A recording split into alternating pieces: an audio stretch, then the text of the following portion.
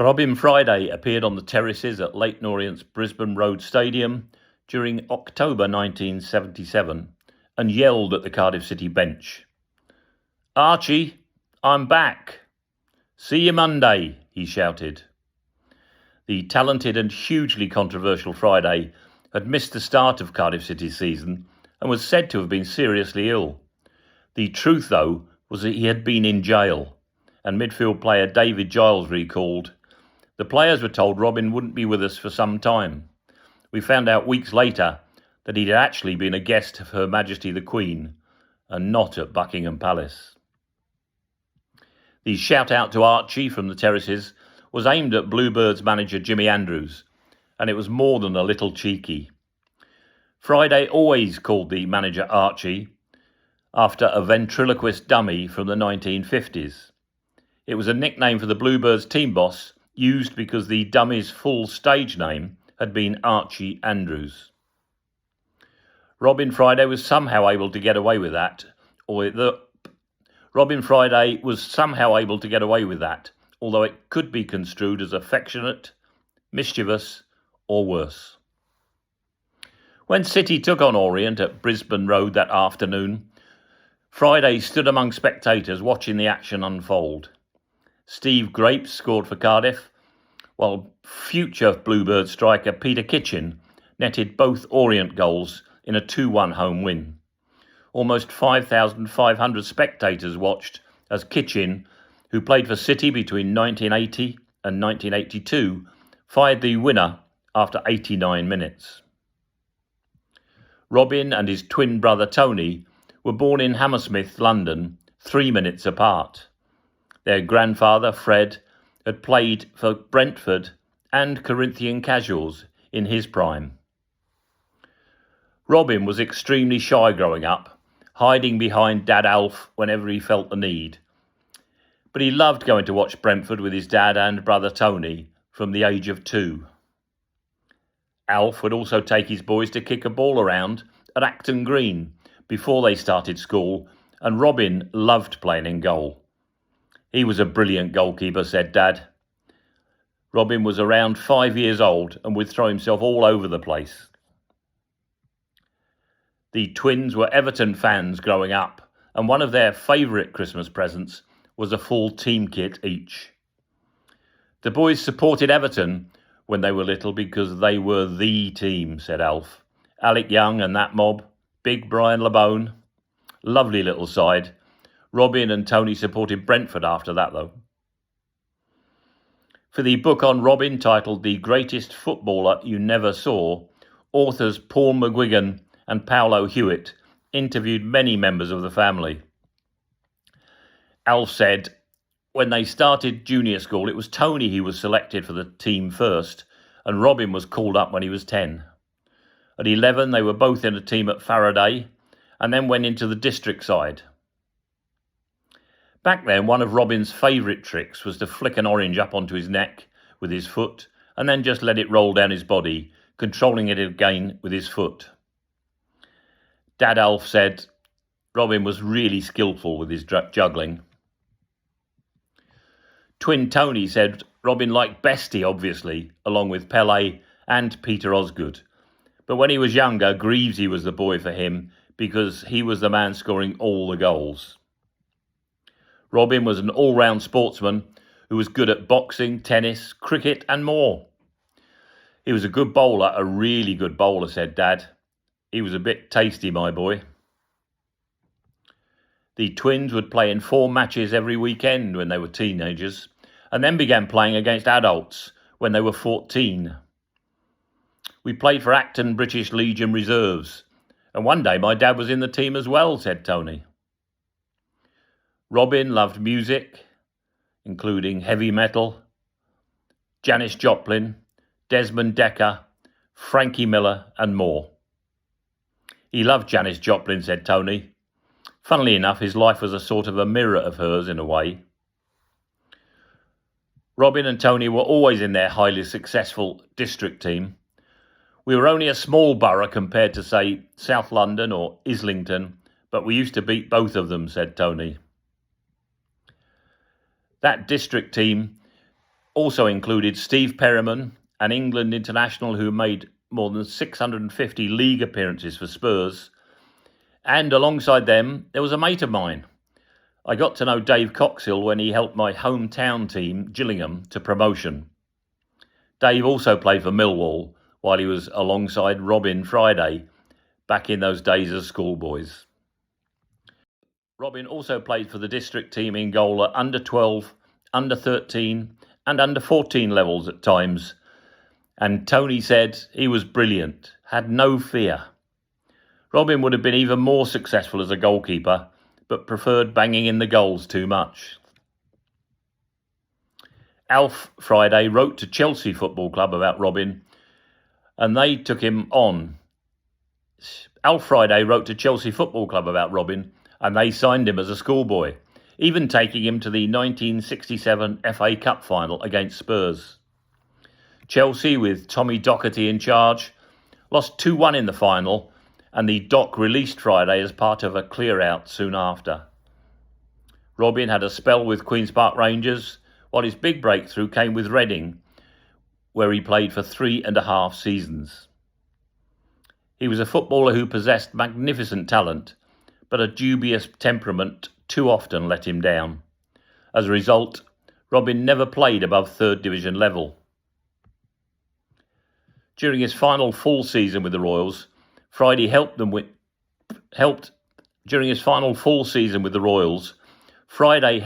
promotion from the 4th Division, scoring 21 goals in 44 league games.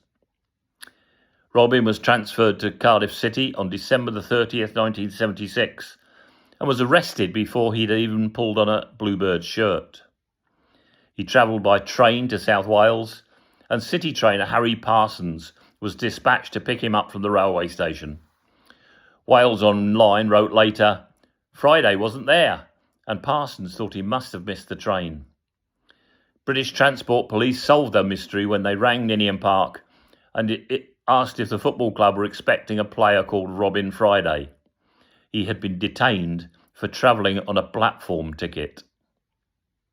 Robin had to be bailed by Cardiff City manager Andrews before completing his transfer. The striker sported long hair, is said to have walked with an outrageous swagger, would not wear shin pads on the pitch, and loved winding up his opponents by grabbing them in their nether regions or kissing them full on the lips at corners. The outspoken man from West London loved to wear lizard skin shirts, had the words mild and bitter tattooed on his chest, and owned a pet Alsatian called Ziggy. After a 14-month spell in a Borstal as a 16-year-old for a series of petty thefts, Friday had started his senior football days with Walthamstow Avenue in the Isthmian League before moving on to Hayes in 1971. It was during this time when the two turning points of his life occurred. A week before his 21st birthday, Friday was almost killed on the building site he worked on when he jumped from scaffolding in an attempt to dislodge a stuck hoist rope, but impaled himself on a spike, which narrowly missed several vital organs. One report said he pulled himself off the spike before medical help had arrived. Friday, surprisingly, was somehow back in action after 3 months, and a 5-star performance against Reading in the FA Cup second round convinced Royals boss Charlie Hurley, the only man who ever really seemed to understand Robin during his career, to take a punt on him. Hurley kept a close eye on his new recruit, who was starring at reserve team level, and when the R's suffered a poor run of form in 74, Hurley told Friday he would get his chance in the first team. "OK, boss, I'll go home. I won't drink. I won't fight," promised Robin. Hurley replied, "Don't go crazy, lad. I don't mind you lying, but not 3 times. Friday, who loved to intimidate and physically unsettle opponents, scored 2 superb goals on his Reading debut, dodging past 4 challenges and firing home from 18 yards for the first, and then adding a delicate low header for his second. In a match against Rochdale towards the end of 74-75, Friday netted a last-minute winner and celebrated by running over and kissing a policeman. The policeman looked so cold and fed up standing there, I decided to cheer him up a bit, said Robin. Friday, though, regretted it later and told his teammates in the dressing room that he wished he hadn't done it because he disliked coppers so much. There is little doubt Friday was among the wildest and most talented English stars of the 1970s, living a truly crazy lifestyle at times when he wasn't producing magical moments on the pitch. Unfortunately, Friday only spent 4 years, between 74 and 1978, playing professional football for Reading and then Cardiff. He was tall, lightning quick over a few yards, and a hugely skillful striker who scored 53 goals in 135 matches. Along the way, he helped Reading to promotion in 76. Off the pitch, of course, Friday drank heavily, favouring American Colt 45 malt liquor, and there are many wild stories about his behaviour. On occasion, he walked into a hotel bar with a swan he'd picked up at a nearby lake and continued to drink with his new companion tucked under his arm. When he was married, TV cameras were there to witness Friday wearing an open-necked tiger skin pattern shirt, brown velvet suit and snakeskin boots while rolling a joint on the church steps. There were a reported 200 plus guests at the wedding, many of them drinking, fighting and taking drugs. Some of the couple's wedding gifts were stolen later. Friday was barred from Caversham's Crown public house after he ended a night there by leaping between tables and dancing on the bar. The Boar's Head Reading was said to have barred Friday on 10 separate occasions. On one occasion after pub closing time, Friday and a friend, Rod Lewington, went to Churchill's all-night club. Friday was wearing a long overcoat and hobnail boots. He walked onto the dance floor, removed the coats and revealed he was completely naked underneath. He then began to dance wearing just his boots. Churchill seemed to tolerate Friday's antics, but the fashionable Sindlesham Mill nightclub regularly barred him. One of the activities he got up to was a dance he claimed to have invented called the Elephant, which consisted of him turning the pockets of his jeans inside out and undoing his flies to expose himself. Reading manager Hurley did persuade Friday to cut down on his nights out, and he agreed not to drink for 48 hours before each game. Hurley even moved the striker into an apartment above the football club's 80-year-old ex-groundsman in a bid to cut down on his bad lifestyle. Friday, though, would stay indoors playing his heavy metal records at full blast throughout the night and was said to have taken the drug LSD in his home. His finest moment in a Reading shirt came in a 4th Division match at Tranmere in 1976, when he controlled the ball on his chest with his back to goal 25 yards out. After bringing the ball under control, he volleyed it over his shoulder without looking up, and it flew into the net. The referee that day was Clive Thomas, a Welshman who had officiated in the World Cup and European Championships, and he was impressed. Even against the likes of Pelé and Cruyff, it still rates as the best goal I ever saw, said the referee. Friday replied, "Really? Should come down here more often. I do that every week." Scouts from top clubs watched Friday regularly, but his constant battles with disciplinary committees and talk of his wild lifestyle stopped them getting too interested. Cardiff moved in and a £28,000 transfer was completed. City manager Jimmy Andrews described it as an absolute steal.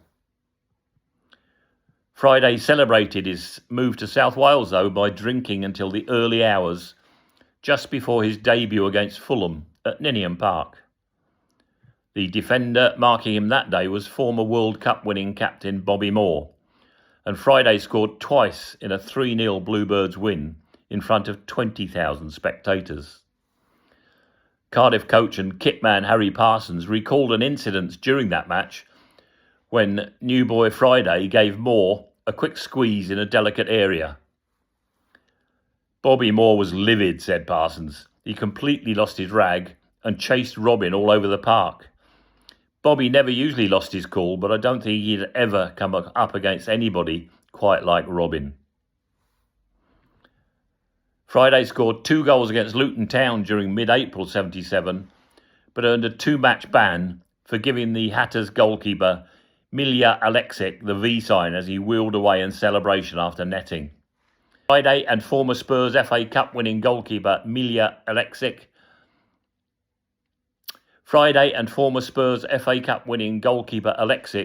had clashed earlier in the match, and that led to Friday's outrageous celebration.